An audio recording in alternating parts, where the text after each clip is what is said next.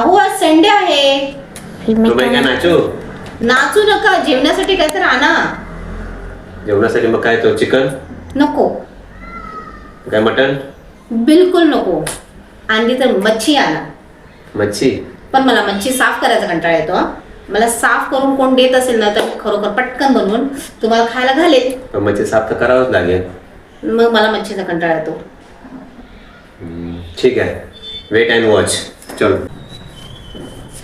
हे घे, हे काय? बघ आतमध्ये काय आहे ते. अरे वा, हे तर मी डोलकर आहे.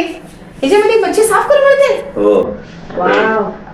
बघ आता पटकन तुम्हाला 2 मिनिटात मच्छी साफसफाई बनवून करून दिलेली आहे लोकांनी.